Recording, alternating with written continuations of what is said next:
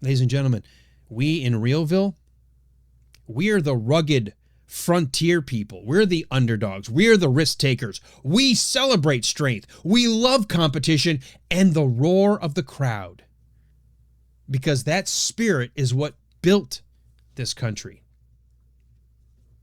And for you elitists out there, oh, it's so tacky and so loud and so disgusting. You know, this isn't new.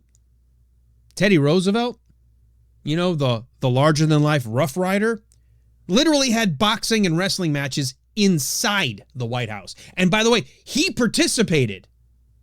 He actually wanted to make sure he never lost what it was to be a fighter. And that means you have to sometimes get punched to remember what it feels like. He lined the basement with mats. He sparred with anyone willing, including professionals. Folks, he once took a punch from a young artillery captain that literally detached his retina, leaving him mostly blind in one eye for the rest of his life. And he still kept living the strenuous life anyway. Roosevelt understood something that today's modern critics never will. So let me remind you of some of his words from his Citizenship in a Republic speech that he delivered in 1910, 116 years ago.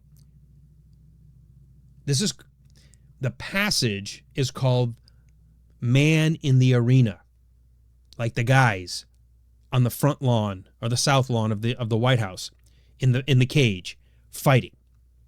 Man in the Arena.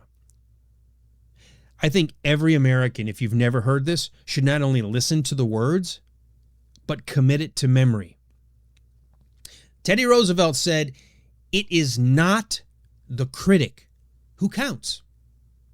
Not the man who points out how the strong man stumbles or where the doer of deeds could have done them better. The credit belongs to the man who is actually in the arena, whose face is marred by dust and sweat and blood, who strives valiantly, who errs, who comes short again and again, because there is no effort without error and shortcoming. But who does actually strive to do the deeds, who knows great enthusiasms, the great devotions, who spends himself in a worthy cause, who at the best knows in the end the triumph of high achievement, and who at the worst, if he fails, at least fails while daring greatly, so that his place shall never be with those cold and timid souls who neither know victory nor defeat."